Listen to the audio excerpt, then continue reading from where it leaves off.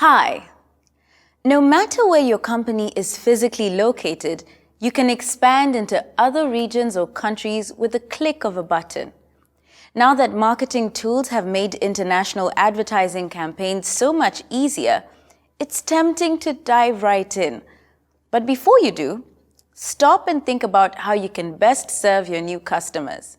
In this video, we'll look at technical capabilities, managing your supply chain, and what local rules or regulations you may need to follow.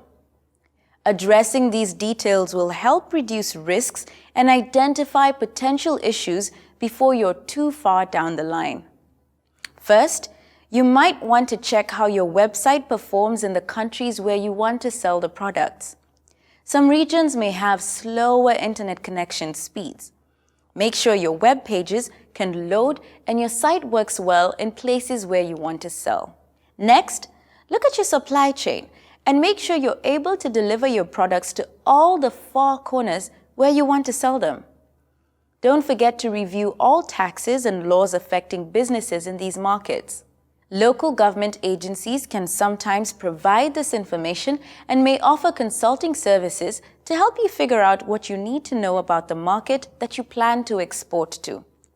Remember, you want all your customers to be able to reach you, no matter where they are.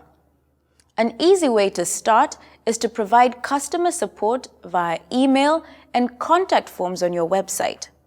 At some point, you should probably establish a way to communicate beyond just your website, like through a telephone line. If you use a toll-free number or free phone number, make sure it's properly formatted so that customers in other countries can easily call you. Now, think about how a customer would interact with your business, starting from discovering your products and services all the way to placing an order. Do you need to make any adjustments to your processes to keep things running smoothly? Reviewing your business processes, especially supply chain management, will play an important part in your success. Say you own a vintage record shop in Tanzania.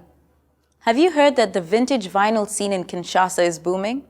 So you want to start selling your records in Congo, DRC to get in on the trend.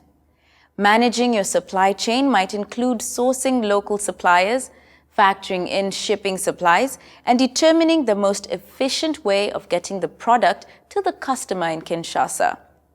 Let's imagine you've just received an order for 2,000 vinyl records that have to be delivered in 2 weeks, but you don't have the full quantity in your local inventory.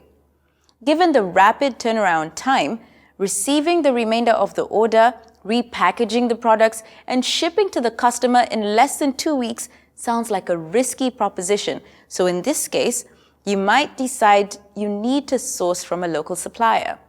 As you look to expand your business into global markets, you'll also need to explore local laws and regulations for doing business in each target area.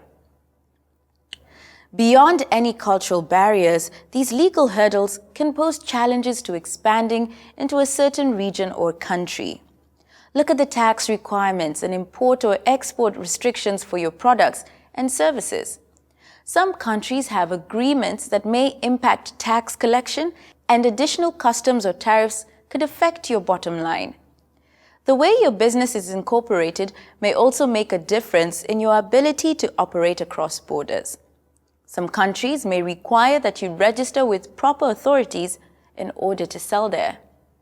To recap, make your business as accessible to new customers. Examine your supply chain processes and how they'll work across borders. Research legal and governmental regulations that affect doing business. Expanding your markets into new regions and countries may seem like a lot of work, but taking these steps will ensure you're properly set up for success.